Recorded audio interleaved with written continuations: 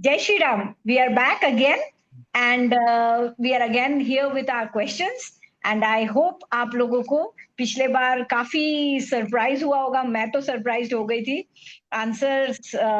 Seriously uncle ji के तो I can not thank him enough. Gitanjali ji, thank you very much for introducing us to uncle ji. Now let's start today's session. And आज का पहला question मैं पूछ रही हूँ. अंकल जी एक बात बताइए, ऋषि का ना हम जब पढ़ते हैं, मैं जब रामायण पढ़ रही हूँ तो मैं देखती हूँ ऋषि है कोई, ब्रह्म ऋषि है कोई, महर्षि है कोई. तो ये कैटेगरीज कैसे, मतलब ये किस बेसिस पे इनको कैटेगराइज किया जाता था? इनकी कैटेगराइजेशन गीतांजलि ने अपनी पुस्तक डिक्रिप्टिंग इंडिक टेक्स्ट में दी है।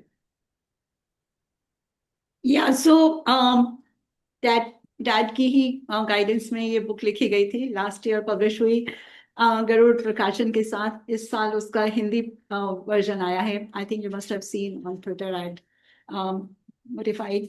तो इसमें एक चैप्टर एक्चुअली इसी पे है कि जो डिफरेंट कैटेगरीज हैं, हमारे किसी को हम संत बोल देते हैं, किसी को ऋषि बोल देते हैं, मुनि बोल देते हैं, महर्षि बोल देते हैं, देव ऋषि बोल देते हैं, और राज ऋषि बोल देते हैं, ब्रह्म ऋषि बोल देते हैं. So there are lot of categories and all of them are covered here in one chapter. So broadly speaking, जब हम कहते हैं संत, तो संत तो मतलब किसी भी युग में कभी भी जो एक, जिसको हम सज्जन पुरुष बोलेंगे, जिसका कहेंगे कि भगवान के बहुत नजदीक जो पहुंच चुके हैं, तो उनको हम संत कह देते हैं. अब जो वेस्टर्न सिविलाइजेशन में जिनको सेंटहुड दिया जाता है, दैट्स अ डिफरेंट स्टोरी. वो तो कहते हैं कि अगर किसी ने कोई मिरेकल किया है, तो मिरेकल की प्रूफ जब मिलती है तो then only they declare the person to be a saint, like they did with Mother Teresa. So over here in our culture there is nothing called a miracle. उस पर तो हम विश्वास ही नहीं करते. तो हमारा जो है डेफिनेशन, इट संत की डेफिनेशन इज सज्जन पुरुष, जो कि लोगों की भलाई में जिनका जीवन जाता है, तो उनको हम संत कह देते हैं. ऋषि जो हैं उनका लिटरल ट्रांसलेशन जो मैं समझी हूँ, दैट इज अ रिसर्चर. जो लोग रिसर्च करते थे किसी भी टॉपिक को लेके, which is very clear actually if we read the Vedas and all. So they will tell that this set of verses was researched and then written by this particular ऋषि. तो वो एक टॉपिक असाइन कर दिया जाता था student को अपने, कि भाई तुमने इसके ऊपर रिसर्च करके इसके ऊपर लिखना है. तो वो रिसर्च करने वाले लोग जो हैं उनको हम ऋषि कहते हैं. और मुनि जो हैं, मनन करने वाले, जो थिंकर्स हैं, जो जिनको हम कहते हैं the ones who come up with the great ideas. जैसे अब रिसर्च अलग लोग करते हैं आज के जमाने में भी, and there are some people who just plant the seed of the idea कि भैया ये एक काम हो सकता है, इसके ऊपर आप सोच के देखो, काम करके देखो. तो मुनि जो हैं वो मनन करने वाले लोग, और ऋषि जो हैं रिसर्च करने वाले. अब महर्षि आए, the ones who are the great great researchers, great scientist, they are called the Maharshis. राज ऋषि हो गए जो कि दुनिया में रहते हुए, एक तो हो गया ना कि आपने डेडिकेटेड लाइफ है आपकी, कि आप सिर्फ रिसर्च का काम करते हैं. Like for example university professors of today, you can say कि they can come in that category, who are devoted entirely to research.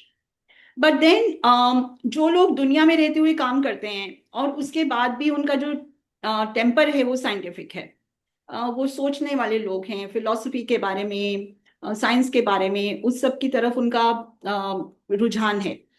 तो जैसे अब हम राजा जनक को राजऋषि कहलाए जाते हैं, ठीक है. तो वो राजा होते हुए भी he was also a researcher, so he was called a Rajrishi. Then we come to Brahma Rishi. तो ब्रह्म ऋषि और राज ऋषि का जो डिफरेंस है ना, वो हमें क्लियरली पता चलता है जब हम विश्वामित्र और वशिष्ठ की कहानी पढ़ते हैं. कि विश्वामित्र जो हैं वो एक राजऋषि थे पहले, because he was born in a Kshatriya family, but his temperament was that of a researcher. तो अब वो क्षत्रिय हैं पर साइंस में उनका इंटरेस्ट है.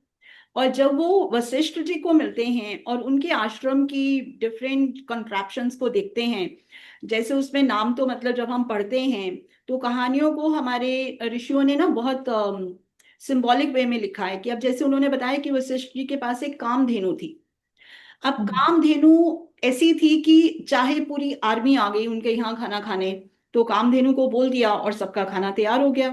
एंड नॉट जस्ट कि खाना तैयार हो गया, जिसको जो चाहिए वो उसके हिसाब से खाना बन रहा है। So now in the modern world, अगर हम साइंस से कंपेयर करें, तो it's kind of like an AI assistant और अ मैकेनिकल असिस्टेंट इवन, कि आपका पूरा किचन का सिस्टम है जिसको आपने कामधेनु नाम दिया हुआ है। और आप कुछ भी ऑर्डर करो, जैसे आजकल ऐसे सिस्टम हमको देखने को मिलते हैं कि we can punch in what we want और वो रोबोट हमको आगे से बना के दे देंगे, ठीक है ना। तो something something similar but not exactly same, because जो एंशियंट इंडिया की साइंस थी, it was very different from the modern science. The approach was different, execution was different, so we can say may be parallel to it but not exactly like it. So he had contraptions which Vishwamitra was simply amazed to see, and he said, मेरे को भी चाहिए। तो अब उन्होंने वशिष्ठ जी से मांगी कि अपनी कामधेनु तो मेरे को दे दो। वो कहते भाई मेरा तो पूरा आश्रम इस पे चलता है, तो मैं कैसे तुमको दे दूं। अब वो जो हैं क्रोधित हो गए, उन्होंने उनके ऊपर आक्रमण कर दिया। आक्रमण कर दिया, अब तो ये सोच के किया है कि okay he is just researcher but he is also has weapons. अब उन्होंने जो आगे से प्रतिकार किया वो इतना घोर था कि वो तो हार गए फटाफट से। अब जब वो हार गए तो उन्होंने कहा कि अब तो मुझे वशिष्ठ की भांति ब्रह्म ऋषि बनना है, क्योंकि वशिष्ठ जो है वो ब्रह्म ऋषि हैं। ही इज अ ब्राह्मण, he is a teacher but he's also a scientist, so now he wants to be a brahma rishi। says raj rishi से मेरा काम नहीं चलेगा, मुझे तो अब ब्रह्म ऋषि बनना है। now the word that comes there is tapasya, that he sits down for tapasya। now with tapasya we just think okay he's in meditation, no, he's not just in meditation। tapasya just means he's working hard towards a goal। now suppose I start working hard towards a goal कि अच्छा मैंने सोचा कि मेरे को एक नई चीज सीखनी है। हाँ, कुछ कह लीजिए मैं बोलूं कि मुझे एक टॉपिक के अंदर स्पेशलाइजेशन लेनी है। So how will I get it? I will study, I will research, I will go to different people, find out about it. So all that work that we put into something, that is called tapasya. इसमें थोड़ा सा मैं add करता हूँ हाँ जी। कि इसका एक हिस्टोरिकल एस्पेक्ट भी है। वो ये है कि उनके जो विश्वामित्र थे उनके एक कंटेम्परेरी राजा थे जिनका नाम था कृशाश्व। कृशाश्व जो थे सूर्यकुल के राजा हुए हैं और उनके पिता का नाम था संगताश्व। संगताश्व को कुछ ऑर्गेनाइजेशंस उनके पास ऐसी थी जो कि उससे उनसे कई हजार साल पहले महाराज दक्ष ने स्थापित की थी, और उन ऑर्गेनाइजेशन का नाम था जया और सुप्रभा। और वो दोनों उन दोनों ऑर्गेनाइजेशंस में सुपर वेपन्स डेवलप होते थे। और संगताश्व के पास वो इनहेरिटेंस में आ गई। और संगताश्व के दो पुत्र थे, एक का नाम था कृशाश्व और एक का नाम था अकृशाश्व। और एक पुत्री थी हेमवती, उसका नाम था। और जो हेमवती थी वो बहुत पॉपुलर थी, उनको सज्जनों की माता लोग कहते थे। तो संगताश्व ने अपना राज्य अपनी पुत्री हेमवती को दे दिया, और कृशाश्व को जो दो वेपन प्रोड्यूसिंग ऑर्गेनाइजेशन थी वो कृशाश्व को दे दी, उनका जो बड़ा पुत्र था। अब कृशाश्व जो था उसको इससे संतुष्टि नहीं हुई। उसको लगता था कि मेरे को तो राज्य ही नहीं मिला। उधर विश्वामित्र एक छोटे से राज्य के राजा थे। उनको ये था कि मेरे पास ऐसी ऑर्गेनाइजेशन होनी चाहिए जो कि जैसी वशिष्ठ जी के पास है। और उनकी जो दृष्टि थी कृशाश्व की ऑर्गेनाइजेशन पर थी, और उन दोनों ने बार्टर कर लिया। कृशाश्व ने विश्वामित्र का राज्य ले लिया, उसके बदले में दोनों ऑर्गेनाइजेशन विश्वामित्र को दे दी। और उन ऑर्गेनाइजेशन में रिसर्च के लिए विश्वामित्र जी ने तपस्या की, बहुत परिश्रम किया, जिससे कि वो डिफरेंट टाइप्स के सुपर वेपन्स प्रोड्यूस कर सकें। अच्छा अंकल, मैं इसमें एक और एडिड एक सब क्वेश्चन पूछ रही हूँ। जब आप विश्वामित्र का जो आप बोल रहे थे, वो तो हालांकि बाद में आएगा, फिर भी बोला जाता है वो थाउजेंड्स ऑफ इयर्स, तो ये थाउजेंड्स ऑफ इयर्स का क्या लॉजिक है? वो ऐसे है कि इसका उत्तर जो है ना वाल्मीकि रामायण में ही मिल जाता है। वाल्मीकि रामायण में जब भगवान राम जाते हैं अत्रि ऋषि के आश्रम में, तो अत्रि ऋषि भगवान राम को कहते हैं कि मेरी जो वृद्धा पत्नी है अनसुया, तो वो इतनी महान है कि जब 10 साल तक दुर्भिक्ष पड़ा, बारिश नहीं हुई, 10 साल तक बारिश नहीं हुई, स्कंटी बारिश होती रही, तो उसने 10,000 साल तक परिश्रम करके उसका निवारण किया, गंगा से पानी बहा कर लाई। तो उसी 10 वर्ष को वहां 10 सहस्त्र वर्ष कहा गया है, कि जो वर्ष बहुत परिश्रम से निकलते हैं उसको सहस्त्र साथ में लगा देते हैं। तो वही 10 वर्ष जो है उनको 10 सहस्त्र वर्ष कहा है अत्रि जी ने। तो जब सगर जी की गाथा आती है, सगर जी के चौथी जो थे डिसेंडेंट भगीरथ जी, हम्म। उन्होंने गंगा का अवतरण किया। तो उसमें जो सगर के पुत्र थे, फिर पौत्र थे, फिर प्रपौत्र थे, उनके जो राज्य उन्होंने जितने वर्ष राज्य किया उसमें साथ किसी का 32 सहस्त्र वर्ष लिखा है, किसी का 30 सहस्त्र वर्ष लिखा है। तो वो उन्होंने गहन तपस्या, गहन परिश्रम किया था उन वर्षों में। तो उन्होंने राज्य तो किया 30 वर्ष, किसी ने 32 वर्ष, तो साथ में सहस्त्र लगा दिया गया। तो जे इतने सहस्त्र वर्ष जो कहते हैं उसका असली मीनिंग यही होता है कि इतने कठिनाई वाले वर्ष। कठिनाई वाली। तो यही यही पकड़ के ये लोग मिथोलॉजी बोलते हैं कि कोई इतना साल कैसे रह सकता है, मगर उसके पीछे का वो रिसर्च नहीं है। अच्छा, लास्ट क्वेश्चन आज मैं पूछना चाहती हूँ। अंकल जी, गीता जी, आप दोनों से ये करना है, पूछना है कि राजा दशरथ जो थे, उनको बोला जाता था कि वो इंद्र भगवान के एट पार थे, कॉन्टेम्पररी थे एंड एट पार। ये कॉन्टेम्पररी एंड एट पार का ये क्या है? मतलब इंद्र भगवान अभी है, या ही इज नो, मतलब वो अभी he is not there in present times? इसका ये मुझे एक्चुअली पूछना है। एंड दूसरा, मतलब वो उनके पार, एट पार मतलब क्या, what exactly? Okay, I'll just first finish up what we were talking about before. Vishwamitra जो हम बात कर रहे थे, कि विश्वामित्र ने फिर तपस्या करके एंड ही बिकेम ब्रह्म ऋषि। और जो वो ब्रह्म ऋषि बनते हैं, मतलब जिस समय उन्होंने वो सब एक्वायर कर लिया, and then he is become scientifically he's now at par with Vasishtha. So everybody declares ki okay, now you have achieved that status, but he says till Vasishtha doesn't say, वो आकर मेरे को agree करेंगे कि हाँ मैं उनके बराबर पहुंच गया हूं, तब मैं मानूंगा कि मैं ब्रह्म ऋषि बनाऊं। So it was that kind of rivalry between them till that point. बाल फट। But at the same time after that they became the best of friends. और उसके बाद अब जो ये हजारों वर्ष की बात, इस बात में भी एक आ जाती है कि व्हेन वी से कि okay this Vishwamitra, this story is at a different time, thousands of years before Sri Ram happened. तो रामायण से बहुत पहले की ये कहानी आ गई।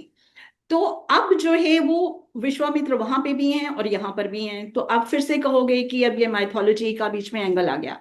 तो now this angle is explained once again. वो भी पिताजी ने उसके ऊपर थोड़ा काम किया कि जैसे शंकराचार्य की परंपरा चलती है कि शंकराचार्य, आदि शंकराचार्य हुए 800 AD में, उसके बाद उनके डिसेंडेंट्स जो हैं आगे चलते गए, तो मतलब गुरु शिष्य परंपरा से, तो वो शंकराचार्य ही कहलाए। इसी प्रकार से जो बड़े बड़े ऋषि हमारे हुए, जिन्होंने बहुत बड़ी बड़ी जिनके इंस्टीट्यूट्स थे, अब जैसे वशिष्ठ हैं, विश्वामित्र हैं, वाल्मीकि हैं, now they were not just people who were stand alone, they had universities, they were heading universities. तो अब उनके यूनिवर्सिटीज में उनके आगे जो उनके शिष्य होते थे, जो उनकी सीट पे बैठते थे, they were called by the same name. अब जो आदि विश्वामित्र हुए, ये कह सकते हैं हम कि there was the first Vishwamitra who became great, he was the first Vishwamitra. Then the person who came in his tradition after him, तो वो भी विश्वामित्र कहलाए। और ऐसे करते करते जो श्री राम के समय में विश्वामित्र हैं, he is a different person, और जो श्री राम के समय में वशिष्ठ हैं, he is also a different person, but they know each other because their organizations are parallel and they work with each other. तो इसीलिए बोलते हैं ना वशिष्ठ उनको, जब वो आते हैं विश्वामित्र, कि मैं जानता हूं इनको, भाई इनकी तो इतनी बड़ी बड़ी वेपन्स प्रोड्यूस करते हैं, इनके साथ आप श्री राम को भेजोगे तो कोई खतरे की बात नहीं है। तो ये जो चीज है, हमको इसको भी ध्यान में रख के चलना है कि जो ट्रेडिशन है, that also defines the name of the person, not just it doesn't have to be exactly the same person, it's the descendant. और वशिष्ठ जी कहते हैं ये है विश्वामित्र, मतलब वो जब विश्वामित्र को इंट्रोड्यूस करते हैं ना दशरथ को, यह है विश्वामित्र कहते हैं, मतलब वो Okay, the present descendant. The present, yes. Okay, okay. So now, अच्छा, एक बात बताइए, सॉरी, तो फिर महर्षि एंड ब्रह्म ऋषि में क्या डिफरेंस है? महर्षि भी है ना कैटेगरी, एंड ब्रह्म ऋषि भी है। जो गीतांजलि ने एक्सप्लेन तो कर दिया कि महर्षि जो है ग्रेट साइंटिस्ट जो है उनको महर्षि कहते हैं, जो साइंटिस्ट डीप रिसर्च करते हैं जैसे कॉस्मोलॉजी पर, ओरिजिन ऑफ द यूनिवर्स पर, ऐसे टॉपिक्स पर रिसर्च करते हैं, उनको ब्रह्म ऋषि बोलते हैं, जो उससे भी महर्षि से भी ऊपर होते हैं। अब इसमें जब हम पढ़ते हैं ना, तो एक बहुत इंटरेस्टिंग चीज जिसको मैंने पढ़ा था और पिताजी से डिस्कस किया था उसके बाद, कि जैसे अब जो वेपन्स विश्वामित्र जी ने और वशिष्ठ जी ने, जिन वेपन्स की वहां पे बात आती है कि विश्वामित्र के पास अपनी तरह के वेपन थे जो फिजिकल वेपन्स थे, लेकिन जब वशिष्ठ के ऊपर उन्होंने आक्रमण किया, तो अब ये जो आक्रमण हुआ उसके उस समय में उन्होंने ये बोला कि वशिष्ठ जी ने अपना ब्रह्म दंड उठा के हवा में ऐसे कर दिया। हाँ, यस यस। और उनके जो है सिर के बाल खड़े हो गए, और वो ऐसे खड़े हो गए कि उसमें से चिंगारियां निकलने लगी, और वो सब तरफ ऐसे फैल गई कि as if they are going to burn the entire atmosphere, and they did burn. तो ये जो चीज है ना, कि अपने बॉडी की जो हमारी इंटरनल नर्वस एनर्जी है, या क्या उसको बोलेंगे हम, जो हमारी बॉडी के अंदर का इलेक्ट्रोमैग्नेटिक सिस्टम है, now it is very subdued for a normal person. Like for me, I cannot do anything with it, but for a person who knows how to activate it with the power of mantras and with the power of basically focus, कि आपकी meditation इतनी deep हो जाती है, जैसे अभी भी हमको सिखाते हैं, if we go to any of the gurus, they will tell you कि इलेक्ट्रोमैग्नेटिक जो आपका आपके बॉडी के आसपास का ऑरा है, आप उसको एक्सपैंड कर सकते हो। Now they will make you do meditations on it, but I don't think they are doing anything which actually, मतलब वहां तक तो मेरे से तो नहीं होता, पता नहीं शायद उनसे होता होगा, बट उसका कितना रेंज है और उसको आप कितना फोकस कर सकते हो, how much can you actually focus your energy into one nerve for example. अब पूरे शरीर की जितनी एनर्जी एक नर्व में से आपने फोकस करके निकाली है, तो वो इतनी पावरफुल होगी कि वो किसी को जला भी सकती है, और वो एक वेपन के रूप में बाहर आती है। Now these were the weapons that they taught to Shri Ram. Now these weapons you don't have to carry with you, they are within you. Okay, understood. आपने मंत्र पढ़ा, आपने बैठकर मेडिटेट किया, आपको मतलब उन्होंने बोला ना कि हर कोई नहीं सीख सकता, राम जी सीख सकते हैं, तो पूरे के पूरे इंडिया में से उन्होंने सिर्फ श्री राम को पिक किया कि वो सीख सकते हैं। और जो रावण को काउंटर करने के लिए हमें श्री राम की आवश्यकता है, because he is the only one who has that kind of focus, who has that kind of internal power that he can learn those weapons. Now those weapons were within the body.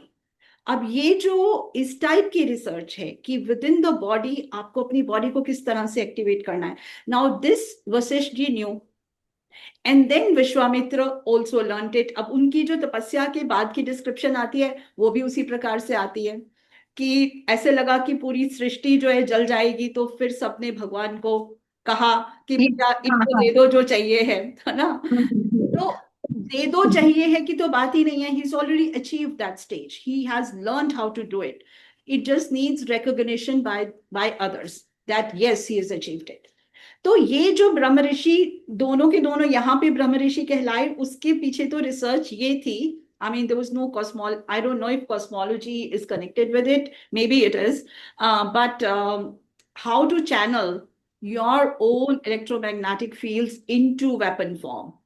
मतलब उसके लिए कितना कुछ चाहिए था कि ब्रह्मचारी होना चाहिए आपका शिष्य, उसको पूरा फोकस उसको करना आना चाहिए, अपनी इंद्रियों का निग्रह करके एक जगह पर फोकस कर सकें। तो ये सब गुण जो हैं वो श्री राम में है, इस कारण श्री राम को पिक किया गया बाकी पूरे के पूरे भारत में से। तो ये जो है ना बहुत ही इंटरेस्टिंग चैप्टर था जब मैंने उसको पढ़ा, एंड आई वाज लाइक, मतलब जिसको बोलते हैं ना कि गूज बम्प्स वाली फीलिंग थी कि अरे, जो हम कहते हैं कि अदृश्य वेपन्स होते थे, यू नो, एक अस्त्र होते थे, एक शस्त्र होते थे। शस्त्र जो हैं they are the ones which you can see, और अस्त्र जो हैं जो अनसीन हैं। तो अनसीन जो वेपन्स हैं उनका जो उनके ऊपर जो रिसर्च करी गई और उनकी जो डेवलपमेंट करी गई, that is what Shri Ram learns. और सिर्फ यहाँ पे नहीं, उनको डिफरेंट ऋषि सिखाते हैं। जब वो ऋषि शरभंग के आश्रम में जाते हैं ना, तो ऋषि शरभंग कहते हैं कि मैं वेट कर रहा हूँ कि राम आएंगे, उनको मैंने जो मेरे को नॉलेज है वो देनी है, और उसमें वो नाम लेते हैं। And that's where I think cosmology is connected with it, because he talks about the farthest sphere of our galaxy, or what you can say the known ब्रह्मांड, उसका जो सबसे दूर का एरिया है, ना भाग क्या, ब्रह्मलोक। ब्रह्मलोक, हाँ, ब्रह्मलोक सबसे दूर का माना जाता है। तो वो बोलते हैं कि वहां तक की जो आपकी मेडिटेशन की पावर इतनी होनी चाहिए कि आपकी इलेक्ट्रोमैग्नेटिक एनर्जी वहां तक उसकी रीच हो जाए। मतलब हम लोग तो सोचते हैं हमारे बॉडी के आसपास 2 इंच है ना, तो वो बढ़ते बढ़ते इतनी पावर हो जाए कि पूरे ब्रह्मांड आपके अंदर समाया हुआ है। तो ये पावर शरभंग में थी। उन्होंने जो आपने इंद्र का प्रश्न पूछा ना, तो जब श्री राम शरभंग के आश्रम जाएंगे, जब आप वो रेफरेंस पढ़ेंगी तो आप देखेंगी शरभंग के आश्रम में उस समय इंद्र आए हुए थे, और वो उनको लेने आए थे। वो बोलते मैं आपको ले जाने आया हूं कि आपका जीवन पूरा हो गया है। और शरभंग उसको आंसर में बोलते हैं कि मैं तो अपने आप आ जाऊंगा, I don't need your help because I have that power in me. I can go anywhere in the universe with my own internal power of my soul, or the power of my meditation. But first, I have to teach this to Ram.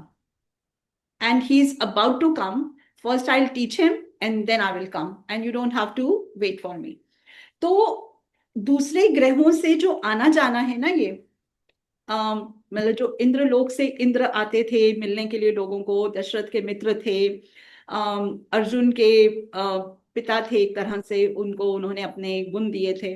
तो ये जो दूसरे लोगों से आना जाना है, इसकी साइंस भी हमारे एंशिएंट इंडिया में दिस वाज प्रेजेंट। तो हम इसके बारे में I think we should talk next episode, because it's extensive topic. Dasharath को लेंगे, उसमें हम अर्जुन को लेंगे, ब्रह्मलोक जाने वाले राजा रेवत भी थे एक, जिन्होंने ब्रह्मलोक में एक इवेंट, म्यूजिकल इवेंट, हाँ, अटेंड किया था। तो ये सब हम पूरा एक टॉपिक जो है ना दूसरे लोगों की यात्रा का, let's cover it next time. या श्योर, बहुत अच्छा लगा, बहुत सारे questions, and I am expecting कि ये एपिसोड देख के ना जो व्यूअर्स है वो अपने क्वेश्चंस पुट अप करे, क्योंकि बहुत क्वेश्चंस है मेरे भी। आप लोगों से बात करते करते मैंने प्रिपेयर तो इतने ही क्वेश्चंस किए थे, मगर बात करते करते मन में बहुत सारे अलग अलग प्रश्न आ रहे, और जैसे जैसे मैं पढ़ रही हूँ, मैंने आज ही वो रीडिंग की यहाँ पे वो विश्वामित्र का जो आपने बोला कि वो वाला पार्ट, तो मैं को रिलेट कर पा रही थी। एंड और सारे क्वेश्चंस हैं, तो मैं व्यूअर्स को तो यही बोलूंगी, वेदर ट्विटर के हैं, वेदर यूट्यूब में है, प्लीज आप लोग अपने अपने क्वेश्चंस पुट अप कीजिए, क्योंकि हमारा पूरा इंटेंशन यही है कि जो हमारे जो हिस्ट्री को माइथोलॉजी बोल के इन्होंने कैंसिल करने की कोशिश की है, उसको काउंटर करना बहुत लोग कर रहे हैं। तो ये हमारा एक छोटा सा we are just, it is our little bit we are doing to dispel the concept of all that western minds who have polluted our history, who have literally polluted our history. So please questions पूछिए। आप लोग video के नीचे भी questions डाल सकते हैं, x पे मैं जब वीडियो डालती हूँ तो वहां पे भी आप क्वेश्चंस डाल सकते हैं। क्वेश्चंस आपका मैं फॉरवर्ड कर दूंगी एंड हम लोग जरूर आपके क्वेश्चंस को आंसर करने की कोशिश करेंगे। अंकल जी एंड गीता जी है तो मुझे तो अभी बिल्कुल नर्वस नहीं लग रही हूँ मैं कि मैं क्वेश्चंस को आंसर नहीं कर पाऊंगी। So nice of you. Next Friday फिर से मिलेंगे। Thank you uncle ji and जय Shri Ram. Jai Shri Ram. And it's a great opportunity actually for all of us to learn from Dad, because he has the unique perspective that he brings us is that of a scientific temperament. Most of us don't have it, because what you need for that is an unprejudiced mind, जो हम नहीं रख पाते हैं। हमने जो पहले सुनी हुई है कहानी, हम उसी से जोड़ने का प्रयास करते हैं। But the way he approaches something is with absolute pristine eyes, कि पहले की कोई छाया नहीं है, अब मैं पढ़ रहा हूं तो ये बिल्कुल नई नवेली चीज है। तो उस तरह से उसको अप्रोच करते हैं, तो then comes the truth comes out. Exactly. And that's what I've learned from him, that जब आप prejudice रख के नहीं पढ़ोगे तभी आप सच को जान पाओगे। Yes. बिल्कुल जी, नेक्स्ट वीक मिलते हैं। जय श्री राम। जय श्री Yes, sure.